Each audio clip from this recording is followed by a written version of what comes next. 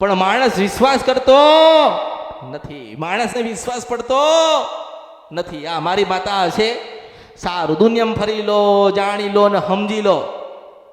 મનની અંદર વિશ્વાસ રાખો કે અમારા જે ભયંકર તકલીફ છે ને દુઃખ છે, અમારી કુળદેવીને અમે આજે પ્રાર્થના કરીએ છીએ કે માં કોક દુઃખવાળી માતા રહી જતી હોય, અમારા પૂર્વજો લાયા હોય ને અમને ના કીધું હોય, અમને કશું ખબર જ નથી કે અમારા વડીલો શું કરીને ગયા.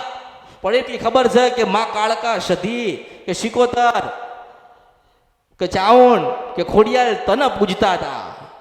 આટલી પ્રાર્થના તમે તમારી કુળદેવીને કરો અને તમારી કુળદેવી તરત બહાર ઉભા રહેલા દેવને કહે છે કે તારો ન્યાય કરાવવા હું મેરડી તૈયાર છું. કે બહારના પારકા દેવ તમારા પૂર્વજો લાયા એટલે જવાબદારી તમારી રહે. કોની રહે?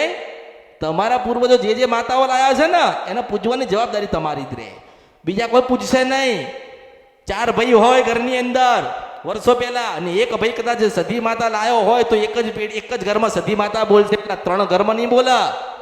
પછી તમારા પૂર્વજનું નામ આપો કે ફલાણા ડોહામણ સધીને લાયો તો તમારે હરખથી અપનાવી લેવી પડે. હું મેળડી છું. જો હામું પડશો, વિરોધ કરશો, પારખા લેવા જશો તો વધારે દુઃખી થશો. માને એટલી પ્રાર્થના કરવાની કે માં તું કોણ છે, કેવી છે, કોઈને ખબર નથી, પણ માં અમે તારા, તું અમારી છો. એવા શબ્દો બોલો, એવા શબ્દો કે શબ્દ તમારા એવા નીકળવા જોઈએ કે માં રોતી રોતી રાજી થાય ને. માને એવું કહીએ આપણે કે હે મેલડી, આ જૂનું બધું ભૂલી જા અને નવો તારા દીકરાઓને પાસે નવો એકડો ઘૂંટાય, અમે તારા, તું અમારી છો. મારા પૂર્વજો, મારા વડીલોના પૂર્વજ જે કરીને ગયા હોય, પણ જો તને કદાચ 2 અગરબત્તીનો ધૂપ આલ્યો હોય, સુખડી કે શ્રીફળ આલ્યું હોય કે શ્રીફળ તને આપ્યું હોય, તું રાજી થયું હોય ને મારા પૂર્વજ તને લાયા હોય તો કંઈક દર્શન આપજે. અને પશુ પ્રભાત રાજા કરણની વેળા થાય ના આવન તો મારું નામ મેલડી નહીં.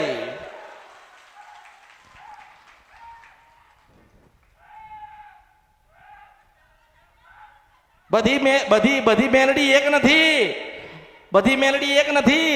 જેની ભક્તિ જબરી એની મેલડી જબરી. જે ભક્તિ કરી જાય એ તરી જાય, જે માની ભક્તિ કરી જાય ને એની પેઢી તરી જાય. માતાજી ભક્તિ માંગે, ભાવ માંગે. માતા શું માગશે? તમને દુઃખ પડ્યું આજ તમે મને કહેવા આયા ને, તમને દુઃખ પડ્યું તમે મને કહેવા આયા ને. તમારી ખોડિયાલ, કાળકા, સધી, શિકોતર કે તમારા પૂર્વજોનો દુઃખ છે કોને કહેવા જશે? એને અમૃતની મેલડીને કીધું છે ને હું માતા કહું છું, મને ઓળખો ને તો ઓળખાય.